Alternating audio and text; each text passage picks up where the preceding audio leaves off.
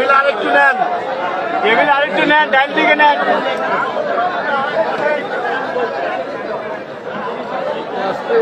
সরাইতে হবে টেবিল, এই টেবিল আরেকটু সরান, সরান দেওয়া যায় না। আসে না আসে না, তাহলে এদিক করা যাবে। ঠিক আছে। আলহামদুলিল্লাহি রাব্বিল আলামিন, والصلاة والسلام على رسوله الكريم وعلى آله وصحبه أجمعين। বাংলাদেশ জামাত ইসলামী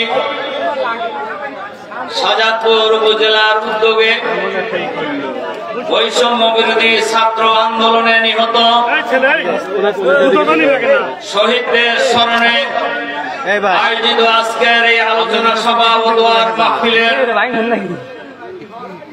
সংগ্রামী সভাপতি যেখানে ছিলেন ওখানে থাকেন বাংলাদেশ জামাত ইসলামীর সিরাজগঞ্জ জেলার মজলিসে শুরার সদস্য, শাহজাদপুর উপজেলা জামাতের সংগ্রামী আমির জননেতা জনাব অধ্যাপক মিজানুর রহমান, আজকের এই বিশাল দোয়ার অনুষ্ঠানের সম্মানিত বিশেষ অতিথি, বাংলাদেশ জামাত ইসলামীর কেন্দ্রীয় মজলিসে শুরার অন্যতম সদস্য, সিরাজগঞ্জ জেলা জামাতের সংগ্রামী আমির, সংগ্রামী জননেতা জনাব অধ্যক্ষ মাওলানা শাহিনুর আলম, মঞ্চ ভূমিষ্ঠ জামাতের কেন্দ্র, জেলা এবং উপজেলার নেতৃবৃন্দ, সনাতন ধর্মাবলম্বী ভাইদের নেতৃবৃন্দ, জাতির জাগ্রত বিবেক সাংবাদিক বন্ধুগণ, হযরত উলামায়ে কেরাম, সংগ্রামী ভাই এবং বন্ধুগণ, আসসালামু আলাইকুম ওয়া রাহমাতুল্লাহি ওয়া বারাকাতুহু। আল্লাহ তাআলার দরবারে শুকরিয়া, যিনি মেহেরবানি করে, যিনি অনুগ্রহ করে দীর্ঘ 15 বছর 7 মাস 5 দিনের স্বৈর শাসনের অবসান ঘটিয়ে বাংলাদেশের মানুষকে আবার দ্বিতীয়বার স্বাধীন হওয়ার সুযোগ করে দিয়েছেন।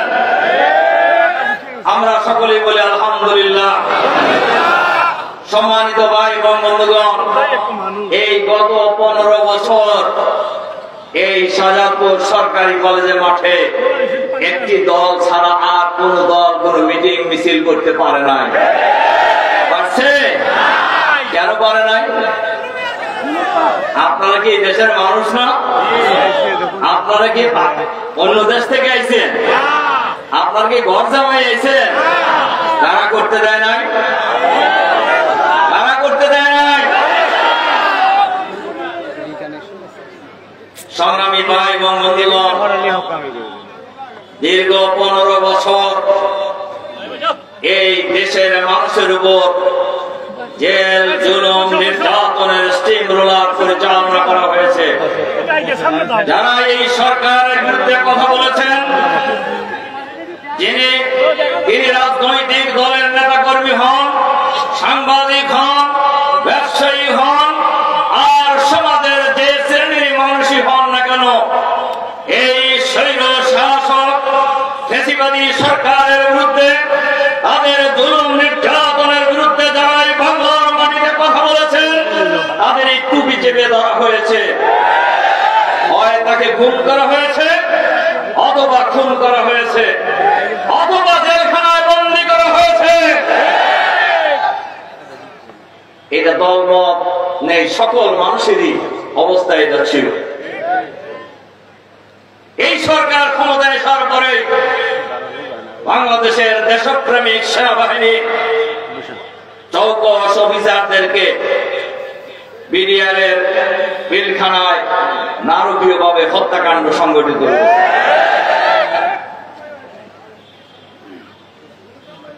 স্বাধীনতা যুদ্ধে কোন জেনারেল মারা যায় নাই, কোন ব্রিগেডিয়ার মারা যায় নাই, কোন কর্নেল মারা যায় নাই, কিন্তু এই বাংলাদেশের স্বাধীন বাংলাদেশে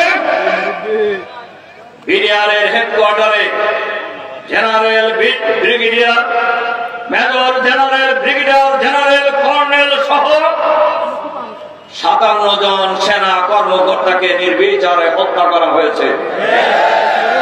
এই হত্যাকাণ্ডের যারা নায়ক তাদেরকে আজ পর্যন্ত গ্রেফতার করা হয় নাই। আমরা আজকের এই সমাবেশে তাদের গ্রেফতারের জন্য এই অন্তর্বর্তীকালীন সরকারের কাছে আহ্বান জানাচ্ছি। সম্মানিত সংগ্রামী ভাই বন্ধুগণ, এরাই ক্ষমতায় আসার পর, এই ফ্যাসিবাদী সরকার ক্ষমতায় আসার পর জামাত ইসলামীর আমির, আল্লাহর এক দরবেশ, সাবেক মন্ত্রী, যেই সমাজে দুর্নীতির সয়লাব, সেই সমাজে উনি 2টি মন্ত্রণালয়ের দায়িত্বে ছিলেন। আমাদেরই প্রতিবেশী মাওলানা মতিউর রহমান নিজামী, তাকে ফাঁসিতে ঝুলিয়ে হত্যা করা হয়েছে। তাকে ফাঁসিতে ঝুলিয়ে হত্যা করা হয়েছে।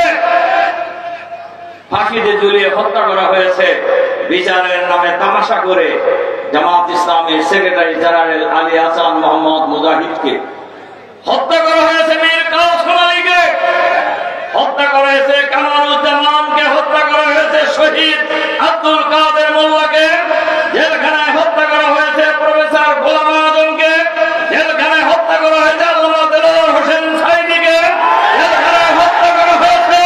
মাওলানা একেম ইউসুফকে জেলখানায় হত্যা করা হয়েছে। এই পাবনার গিরি সন্তান মাওলানা আব্দুল সোবহানকে জেলখানায় হত্যা করা হয়েছে। জামাত ইসলামীর নায়েব আমির অধ্যাপক নবী আহমদকে জেলখানায় নির্বিচারে হত্যা করা হয়েছে। কারা হত্যা করেছেন? কারা হত্যা করেছেন? আমরা তাদের চিনি, দেশের মানুষও তারা, দেশের মানুষও তাদেরকে চেনে। তারা মনে করেছিল যে জামাতের নিজামী সাহেবকে মেরে ফেললে বাড়ি জামাত শেষ, সুবহান সাহেবকে মেরে ফেললেই জামাত শেষ, সাইদি সাহেবকে মেরে ফেললেই জামাত শেষ। জামাত শেষ হয়েছে না আছে? বাড়ছে না কমছে? বাংলাদেশের মানুষ একটু একটু স্লোগান বন্ধ করে না, স্লোগান দিবেন না। সম্মানিত ভাই এবং বন্ধুগণ, এই সরকারের বিরুদ্ধে যারাই কথা বলেছেন তাদের বিরুদ্ধেই তারা এই কাজ করেছে। এই সরকারের বিরুদ্ধে বাংলাদেশের সকল রাজনৈতিক দল আন্দোলন সংগ্রাম করেছেন, বারবার আন্দোলন করেছেন। আমরা আন্দোলন করেছি, দেশের মানুষ আন্দোলন করেছেন, কিন্তু কোন আন্দোলনে যৌক্তিক পরিণতি লাভ করে নাই। কিন্তু এবারে কোটা বিরোধী আন্দোলনে, বৈষম্য কোটা বিরোধী আন্দোলনে, বৈষম্য বিরোধী ছাত্র আন্দোলনের ব্যানারে প্রথমে আন্দোলন শুরু করেছেন ছাত্ররা। অতীতের মতো তুচ্ছ তাচ্ছিল্য করে পুলিশ, বিডিআর, র্যাব, সন্ত্রাসী বাহিনী দিয়ে এই আন্দোলনগুলিকে দমন করার জন্য তারা চেষ্টা করেছে। গুলি চালিয়েছেন ছাত্রদের মিছিলে। গত 16 জুলাই রংপুরের রোকেয়া বিশ্ববিদ্যালয়ে ইংরেজি বিভাগের ছাত্র আবু সাইদকে নির্বিচারে গুলি করে তারা হত্যা করে। আপনারা জানেন আবু সাইদ খুবই গরিব ঘরের পরিবার সন্তান। ওই পরিবারে ক্লাস 5 এর উপরে কোনো মানুষ নাই। আপনার কথা কি বুঝতে পারছেন? তাহলে কি রকম গরিব হলে একটা পরিবারের একটা ছেলেই শুধু পড়ালেখা শিখছে আর বাকিরা সবাই হলো ক্লাস 5 এর নিচে। এই আবু সাইদকে যখন হত্যা করলো, ওই দিন ঢাকা সহ বাংলাদেশে 7 জন ছাত্রকে হত্যা করে। আবু সাইদের হত্যাকাণ্ডের পর আন্দোলনের নতুন মাত্রা যুক্ত হয়। সারা বাংলাদেশের ছাত্র সমাজ, বাংলাদেশের শিক্ষক, বাংলাদেশের ছাত্র ছাত্রী, শিক্ষক, রিক্সাওয়ালা, ভ্যানওয়ালা, কৃষক, শ্রমিক, মেহনতি মানুষ বাংলার গ্রামে গঞ্জে, নগরে, বন্দরে, বাংলার প্রতিটি প্রান্তরে এই স্বৈরাচারিণী ফ্যাসিবাদী ঘসিটি বেগমের বিরুদ্ধে দুর্বার আন্দোলন গড়ে তোলে এবং এই সরকার মিছিলে গুলি চালিয়ে লাশের পর রাজপথে ফেলে। লাশের মিছিল যত লম্বা হতে থাকে, দরবার মিছিল ততই বাড়তে থাকে। এই মিছিলে আসার জন্য কাউকে ডাকা হয় নাই। ইয়াং ভাইরা শিশু বাচ্চাকে কোলে নিয়ে, খাবারের ব্যাগ হাতে নিয়ে মিছিলে যোগদান করেছেন। পিতা ছেলেকে সাথে নিয়ে মিছিলে যোগদান করেছেন। বাংলাদেশের ইতিহাসে নটরডেম কলেজের ছাত্ররা কোনোদিন রাজপথে নামে নাই। এবার নটরডেম কলেজের ছাত্ররা রাজপথ দখল করেছিল। বিজ্ঞানুন্নেসার মেয়েরা, স্কুলের মেয়েরা কোনোদিন রাজপথে নামে নাই। এবার তারাও রাজপথে নেমেছে। জেলা স্কুলের ছাত্ররা কোন সময় রাজপথে নামে নাই, এবার তারাও নেমেছে রাজপথে। আপনারা জানেন রিটায়ার্ড আর্মিদের যে আবাসিক এলাকা, এই সমস্ত এলাকায় হাজার হাজার মানুষের মিছিল বের হয়েছে ফ্যাসিবাদের বিরুদ্ধে, যারা অতীতে কোনোদিন হয় নাই। মিরপুর ডিভিএসএস, বারিধারা ডিভিএসএস, মহাখালী ডিভিএসএস, বনানী ডিভিএসএস, সকল আর্মিদের আবাসিক এলাকায় তারা মিছিল বের করেছে। রিটায়ার্ড আর্মি অফিসাররা একজন সাবেক সেনা প্রধানের নেতৃত্বে তাদের যে ক্যান্টনমেন্টে, ঢাকা ক্যান্টনমেন্টের যে ক্লাব, সেই ক্লাবে তারা সাংবাদিক সম্মেলন করেছেন এই ফ্যাসিবাদের বিরুদ্ধে। অর্থাৎ এটা করার জন্য কাউকে আহ্বান জানানো হয়নি আলাদা আলাদা করে। নিজ দায়িত্বে দেশকে ফ্যাসিবাদ মুক্ত করার জন্য, সন্ত্রাস মুক্ত করার জন্য, দুর্নীতি মুক্ত করার জন্য বাংলাদেশের সকল শ্রেণীর মানুষ রাজপথে নেমে এসেছে। সর্বশেষ 4 অগাস্ট, অগাস্ট মাসের 4 তারিখে এটা ছিল তাদের সর্বশেষ খেলা। তাদের পালিত পুলিশ, র্যাব, বিডিআর সবাই না, তাদের যারা দলীয় তারা, আর ছাত্রলীগ, যুবলীগ, আরো যত লীগ আছে তাদেরকে নির্দেশ দেওয়া হয়েছিল যত লাশের প্রয়োজন লাশ ফেলো, কিন্তু আমাকে ক্ষমতায় থাকতে হবে। অসংখ্য, সবচেয়ে বেশি মানুষ মারা গেছে 4 তারিখে। আপনারা জানেন ঢাকার গলিতে গলিতে ছাত্র জনতার লাশ পড়েছিল। এখনো ঢাকা মেডিকেল কলেজের মর্গে বাপের হাজারি তার ছেলের লাশ খোঁজার জন্য, মায়ের হাজারি তার মায়ের ছেলের লাশ খোঁজার জন্য, স্ত্রীর হাজারি তার স্বামীর লাশ জীবনের জন্য একবার হলো দেখার জন্য, কিন্তু এই লাশ তারা কোনদিন পাবে না। গণকবর দেওয়া হয়েছে। শুধু তাই নয়, কিরকম নিষ্ঠুর হলে সরকার এই কাজ করতে পারে আপনারা দেখেছেন। আশুলিয়া নিহত লোকদেরকে পুলিশের বেড়াকে নিয়ে যে পিকআপে উঠিয়ে আগুন ধরিয়ে লাশকে পুড়িয়ে দেওয়া হয়েছে। এরপরও শেষ রক্ষা হয় নাই। আর 5ই অগাস্ট ছিল এই বৈষম্য বিরোধী ছাত্র আন্দোলনের আহ্বানে গণভবন ঘেরাওয়ের কর্মসূচি। গণভবন বোঝেন তো আপনারা, চেনেন? যেখানে দেশের প্রধানমন্ত্রীর বাসা থাকার জায়গা, কোন দলের থাকার জায়গা না, কোন নেতা নেত্রীর থাকার জায়গা না। যিনি প্রধানমন্ত্রী হবেন তিনি থাকবেন। আর আমাদের এই ফ্যাসিবাদী দামি প্রধানমন্ত্রী, উনি মনে করছিলেন এটা ওনার বাপের জায়গা, বাপের তালুক।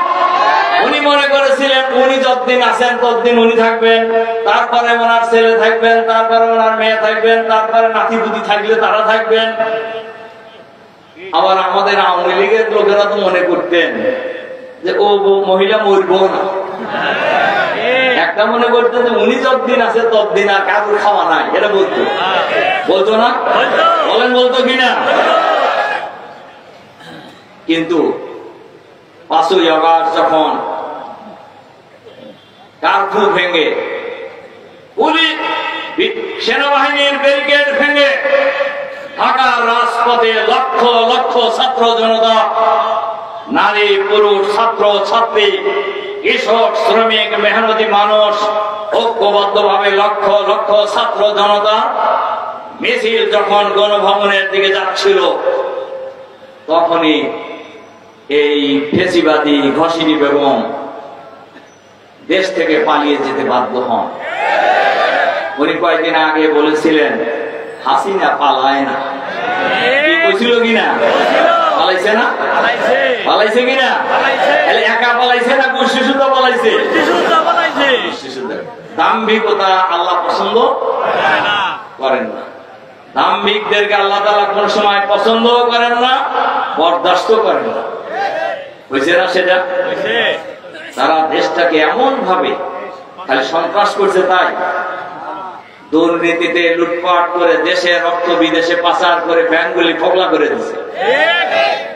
উনি পদত্যাগের 4-5 দিন আগে এক সাংবাদিকদের সম্মেলনে বললেন, আমার বাসার পিয়নেরও 400 কোটি টাকা, হেলিকপ্টার ছাড়া চলে না। কইছে কিনা?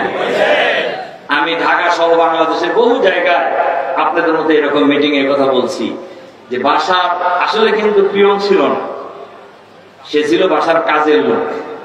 কি ছিল? বাসার কাজের লোক ছিল। কাজের লোকের যদি 400 কোটি টাকা মারে, চুরি করে, তাহলে বাসার মালিক কি পরিমাণ চুরি করছে আপনি হিসাব করেন। সম্মানিত সংগ্রামী ভাই এবং বন্ধুগণ, আজকের এই বিরাট দোয়ার অনুষ্ঠানে আমরা আল্লাহ তাআলার কাছে দোয়া করি, এই এবারের আন্দোলনে কত লোক নিহত হয়েছে এখন পর্যন্ত সঠিক পরিসংখ্যান পাওয়া যায় নাই। কেউ বলছেন 1200 তালিকা ইতিমধ্যে হয়ে গেছে, কেউ বলছেন যে আরো আছে। আমরা আজকে মহান আল্লাহর দরবারে দোয়া করব, এই বৈষম্য বিরোধী ছাত্র আন্দোলনের ব্যাপারে যারা জীবন দিয়েছেন দেশকে ফ্যাসিবাদ মুক্ত করার জন্য, দেশকে দ্বিতীয়বার স্বাধীন করার জন্য, নতুন বাংলাদেশ জাতিকে উপহার দেওয়ার জন্য যারা জীবন দিয়েছেন, আমরা তাদের সেই বীর শহীদদের আল্লাহ তাআলার কাছে দোয়া করবো, আল্লাহ তাআলা যেন সকলকে শহীদ হিসেবে কবুল করে নেন। এর সাথে সাথে আমরা এই সরকারের কাছেও দাবি জানাবো, যারা দেশকে স্বাধীন করার জন্য, দেশকে ফ্যাসিবাদ মুক্ত করার জন্য জীবন দিয়েছেন, তারা হলেন জাতীয় বীর। তাদেরকে জাতীয় ভাবে বীর আখ্যায়িত করতে হবে।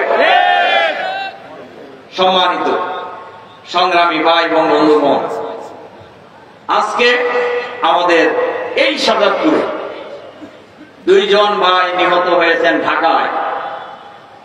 আমরা আজকে তাদের পরিবারকে সহযোগিতা করব, দোয়া করব। জামাত ইসলামীর আমির ডাক্তার শফিকুর রহমান শুরুতেই ঘোষণা দিয়েছিলেন, এই আন্দোলনে যারা জীবন দিয়েছেন, শহীদ হয়েছেন, সকল পরিবারকেই জামাতের পক্ষ থেকে আমরা সহযোগিতা করব এবং আমরা এটা করে যাচ্ছি। যারা আহত হয়েছেন এবং এই সহযোগিতা করার ক্ষেত্রে এই আন্দোলনে যারা শহীদ হয়েছেন, আন্দোলন দমন করার জন্য যারা মরছে তাদের না, এই আন্দোলনে যারা শহীদ হয়েছেন তাদের সকলকে আমরা বলছি যে সবাই আমাদের লোক। কে জামাত, কে শিবির, কে ছাত্রদল, কে বিএনপি, কে কৃষক, কে রিক্সাওয়ালা। আপনারা জানেন যে এই আন্দোলনের সবচেয়ে বেশি নিহত হয়েছে রিক্সাওয়ালা, ঠেলাওয়ালা, খেটে খাওয়া মানুষেরা। প্রত্যেক পরিবারকেই আমরা আমাদের পক্ষ থেকে যে সহযোগিতা করার ঘোষণা দেওয়া হয়েছে সেটা আমরা করেছি। এক্ষেত্রে আমরা কোনো ব্যাজ বিচার করি এবং হাজারো লক্ষ জনতা যারা আহত হয়েছেন, এই আহতদেরকে আমাদের পক্ষ থেকে, আমাদের দলের পক্ষ থেকে আমরা সেবা শুশ্রূষা চিকিৎসার জন্য আমরা যাবতীয় ব্যবস্থা গ্রহণ করেছি। সম্মানিত ভাই এবং বন্ধুগণ, আমাদের সামর্থ্য অনুযায়ী আমরা করার চেষ্টা করেছি, আমরা এটা আরো অব্যাহত রাখবো ইনশাআল্লাহ। ইনশাআল্লাহ সংগ্রামী ভাই এবং বন্ধুগণ, এর সাথে সাথে বাংলাদেশে যখনই কোনো ঘটনা ঘটে, কোনো পরিবর্তন হয়, তখনই এক শ্রেণীর মানুষ অমুসলিম ভাই বোনদের বাড়িঘরে হামলা করে, মন্দিরে হামলা করে, একটি বিশেষ দলের উপর দায়িত্ব চাপানোর ষড়যন্ত্র করছে। কিন্তু এ কারণেই আমাদের আমির 5 তারিখ বিকাল বেলায় যখন হাসিনা পালিয়ে গিয়েছে, সারা বাংলাদেশে জামাতের লোকদেরকে আমরা নির্দেশ দিয়েছি হিন্দুদের মন্দির পাহারা দেওয়ার জন্য, তাদের ব্যবসা প্রতিষ্ঠান পাহারা দেওয়ার জন্য, তাদের বাড়িঘর পাহারা দেওয়ার জন্য, যাতে করে কোন কুচক্রী মহল এই সনাতনী ধর্মাবলম্বীদের মন্দির ব্যবসা প্রতিষ্ঠানে হামলা করে খোলা পানিতে মাছ শিকার করার কোন সুযোগ না পায়। শুধু তাই নয়, জামাতের লোকেরা সারা দেশে থানা পাহারা দিয়েছে, থানা পাহারা দিয়েছে। এবং আমরা এই দেশটাকে, যেহেতু আমরা বাংলাদেশের মানুষ, 18 কোটি মানুষ, এই আন্দোলনের মধ্য দিয়ে আমরা নতুন জীবন ফিরে পেয়েছি। নতুন ভাবে বাংলাদেশকে আমরা মুক্ত করেছি, যাকে বাংলাদেশের সকল শ্রেণী পেশার মানুষ দ্বিতীয় স্বাধীনতা বলে আখ্যায়িত করেছে। কি বলছেন, করেন নাই? দ্বিতীয় স্বাধীনতা বলছেন। বাংলাদেশ জামাত ইসলামী আমাদের এই প্রিয় জন্মভূমি এই বাংলাদেশটাকে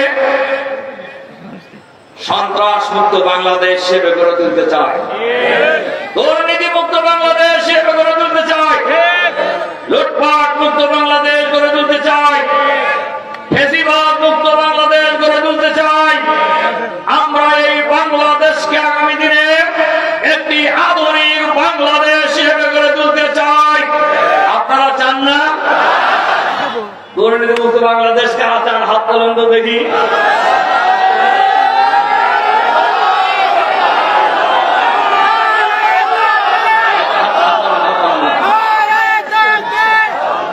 আমি আপনাদের কাছে আমার প্রিয় সংগ্রামী সাজাদপুরবাসী ভাই বোনদের কাছে আহ্বান জানাতে চাই, এ মাইকের শব্দ যতদূর যায়, আমরা একমাত্র দল চ্যালেঞ্জ করতে পারি দুর্নীতির বিরুদ্ধে, লুটপাটের বিরুদ্ধে, চাঁদাবাজের বিরুদ্ধে, দখলদারিত্বের বিরুদ্ধে, সন্ত্রাসের বিরুদ্ধে। এ লড়াই আমাদের অব্যাহত থাকবে ইনশাআল্লাহ। আমরা এই দেশের মানুষকে সাথে নিয়ে অমুসলিম ভাইদের উদ্দেশ্যে একটি কথা বলতে চাই। জামাত ইসলামী মনে করে বাংলাদেশে কোন সংখ্যালঘু নাই, সবাই বাংলাদেশের নাগরিক। নাগরিক হিসেবে একজন মুসলমান এই দেশের যে সকল সুযোগ সুবিধা পাবে, একজন অমুসলিমও সেই সুযোগ সুবিধা পাবে। একজন মুসলমান তার ধর্মীয় অনুষ্ঠান পালনের জন্য যে সুযোগ সুবিধা পাবে, একজন অমুসলিমও তাদের ধর্মীয় অনুষ্ঠান পালনের জন্য একই সুযোগ সুবিধা পাবেন। এইখানে কোনো বৈষম্য করা হবে না। আমাদের এই আন্দোলন ছিল বৈষম্যের বিরুদ্ধে, অন্যায়ের বিরুদ্ধে, অসত্যের বিরুদ্ধে, ফ্যাসিবাদের বিরুদ্ধে। সুতরাং আমরা এই দেশের নাগরিক হিসেবে সবাই সমান। আমি দেশের অনেক জায়গায়, ঢাকেশ্বরী মন্দির থেকে শুরু করে অনেক জায়গায় আমি গিয়েছি, আমি সব জায়গায় এই কথা বলার চেষ্টা করেছি। মুসলিমরা হলো আমাদের ভাই, তারা দেশের মানুষ, তারা কি ট্যাক্স দেয় না? তারা কি খাজনা দেয় না? তাহলে কেন তাদেরকে আপনি সংখ্যালঘু বলবেন? এই দেশের মানুষ হিসেবে সবার অধিকার সমান, সবার অধিকার সমান। আমাদেরকে অনেকেই বলে যে আপনারা ক্ষমতায় যান, মহিলাদের কি করবেন? আমরা বলছি মহিলারা স্বাধীন থাকবে, কলেজে যাবে, বিশ্ববিদ্যালয়ে যাবে, স্কুলে যাবে, পড়াশোনা করবে, ডাক্তার হবে, ইঞ্জিনিয়ার হবে, চাকরি করবে, ব্যবসা করবে, সব করার সুযোগ আছে মহিলাদের। আমরা কাউকে বাধা দেব। অমুসলিমদের জন্য তাদের সকল সুযোগ থাকবে, সকল অধিকার থাকবে। একজন বলছেন যে হাত কাটবেন কবে? বলছে আমরা হাত কাটবো না। আমরা কোরআনে হাত কাটার বিধান কোথায় আছে? কথা ভালো করে শুনে যান। একজন মানুষ যখন সকল অধিকার পেয়ে যাবে, অন্ন, বস্ত্র, শিক্ষা, চিকিৎসা, বাসস্থানের সকল মৌলিক অধিকার পাবে, তখন কি একজন লোকের চুরি করার দরকার হবে? তখন যদি চুরি করে সেটা বড় চোর যদি হয়। চোর বহু প্রকার আছে না? বহু প্রকার আছে কি না? একটা আসলে শীত কাটেছে, রোডম কমে গেছে, শীত কাটে পকেট মার আছে, এরপর রাস্তায় ছিনতাই করে, আর অফিসের ভিতরে ছিনতাই করে না? এরপরে ডাকাতি করে, অফিসে বসে হাজার হাজার কোটি টাকা। এই কথা কি আর বলবো, আজকে তো বেশি সময় নাই, সামনে এসে বলবো। একজন সেনাবাহিনীর একজন অফিসার, যিনি বাংলাদেশে 1000-এরও অধিক বিরোধী দলের নেতা কর্মীকে প্রশ্রয় দিচ্ছে, খুন করছে র্যাবে থাকাকালীন। তার নাম জানেন নাকি আপনার? হ্যাঁ, মেজর জেনারেল জিয়াউল হাসান। সে গ্রেপ্তার হওয়ার পর সে পালাইছিল, বিমান ফিরে নিয়ে এসে গ্রেপ্তার করছে। আমার কথা শুনছেন তো আপনারা? সে বিমানে পালাইতেছিল, বিমান ফিরে নিয়ে এসছে। তার বাসায় তল্লাশি করে, মানে তার বাসা আমার বাড়িতে 932 কোটি টাকা নগদ টাকা পাওয়া গেছে। একজন সরকারি অফিসার কয় টাকা বেতন পায়? বন্ধ দেখি। হ্যাঁ, কত টাকা বেতন পায়? তাহলে কি পরিমাণ টাকা চুরি করছে আপনি হিসাব করেন। বিদেশে কি পরিমাণ পাচার করছে, দেশে কি পরিমাণ জমি কিনছে। আর জমি আর পাচার করার যখন পারে নাই, জমি খুঁজতেছিল, তখন টাকা জমা হয়ে গেছে। সেই পরিমাণ কত? প্রায় 1000 কোটি টাকা। এই সমস্ত চোরদের আমরা হাত কাটবো, এই সমস্ত চোরদেরকে আমরা হাত কাটবো। আমার কথা কি বুঝতে পারছেন? কিন্তু এই সিসকা চোরদের হাত কাটার প্রশ্নই, বড় চোরের হাত কাটা উচিত কি উচিত না বলেন? সম্মানিত ভাই এবং বন্ধুগণ, সংগ্রামী ভাই এবং বন্ধুগণ, বাংলাদেশ জামাত ইসলামী বাংলাদেশকে আমরা একটা ওয়েলফেয়ার স্টেট তৈরি করতে চাই, কল্যাণ রাষ্ট্র কায়েম করতে চাই, যে রাষ্ট্রে থাকবে না কোনো রাহাজানি, থাকবে না কোনো সন্ত্রাস, থাকবে না কোনো দুর্নীতি, থাকবে না কোনো চাঁদাবাজি, থাকবে না কোনো টেন্ডারবাজি, থাকবে না কোনো দখলদারি। আপনারা এরকম একটা রাষ্ট্র চান না? আরেকটা কথা কয়ে যায়, এই কাম যারা করে এরা সমাজের বেশি মানুষ না কম মানুষ? কিরকম কম? হাতে গোনা কিছু লোক। এদের বিরুদ্ধে আপনারা প্রতিরোধ গড়ে তুলতে পারবেন না? বলেন পারবেন কিনা? আমি যখন এই বিজয়ের পরে, এই ফেসিবাদের পতনের পরে উল্লাপাড়া যেদিন আমি প্রথম আসছি, আমি এরকম মিটিং করছি একদিনে 12টা জায়গায়। আমার কথা কি আপনারা বুঝতে পারছেন? সব জায়গায় আমি কথা বলছি। আপনাদের বাড়ি ঘরে, ব্যবসা প্রতিষ্ঠানে যদি কোন সন্ত্রাসী আসে, দৈরা ঘরের খামের সাথে বেঁধে রাখবে। ওখানে আমি কথা বলছি, কেউ যদি আপনাদের কাছে কোন চাঁদাবাজি করার জন্য আসে, দৈরা আপনারা খাম্বার সাথে বেঁধে রাখবেন। কি পারবেন না? কি পারবেন কিনা? এদের সংখ্যা খুবই কম। অল্প কিছু লোক এই কাজগুলি করে সমাজকে কলুষিত করতে চায়। এই দেশটাকে আমরা একটা শান্তির সমাজ বানাতে চাই, এই দেশটাকে আমরা একটা শান্তির দেশ বানাতে চাই। এই দেশটা অনেক সুন্দর দেশ, সমৃদ্ধ দেশ। শুধু প্রয়োজন একদম আদর্শ, সৎ, দক্ষ, চরিত্রবান নেতৃত্বে। বাংলাদেশ জামাত ইসলামী বাংলাদেশকে সেই নেতৃত্ব উপহার দেবে যে নেতৃত্ব মন্ত্রী হওয়ার পর নাস্তার পয়সা মন্ত্রণালয় থেকে যেদিন বিদায় নিয়েছেন তার পরের দিনে রাষ্ট্রীয় কোষাগারে জমা দিয়েছেন মৌলানা মতিউর রহমান নিজামী। যে নেতৃত্ব আলী হাসান মোহাম্মদ মুজাহিদ, এই দুই মন্ত্রীর অন-11 সরকার, মঈনুদ্দিন ফখরুদ্দিনদের সরকার সকল মন্ত্রীকে জেলখানায় ঢুকেছিল কিনা বলে দুর্নীতির অভিযোগে।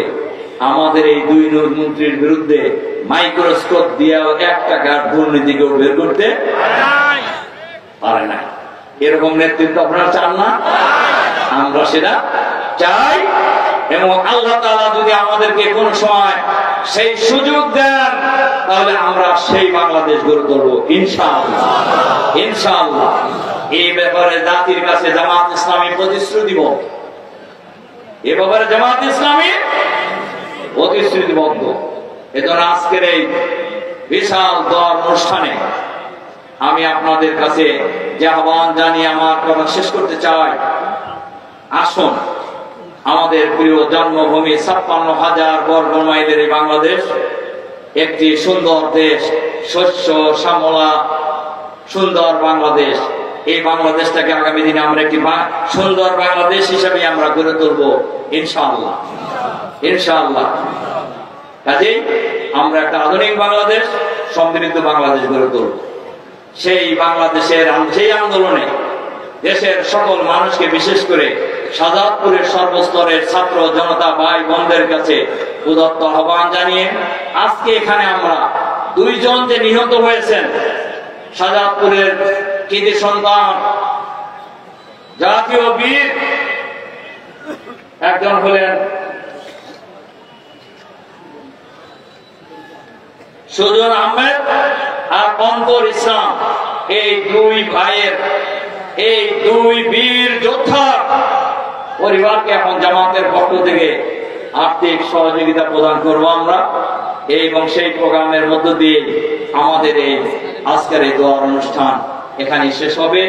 আমরা দোয়া করবো, এর ওনাদেরকে সহযোগিতা দেওয়ার পরেই আনুষ্ঠানিক দোয়া করে আমরা বৈঠক শেষ করবো, আজকের এই মিটিং শেষ করবো। আসছে না?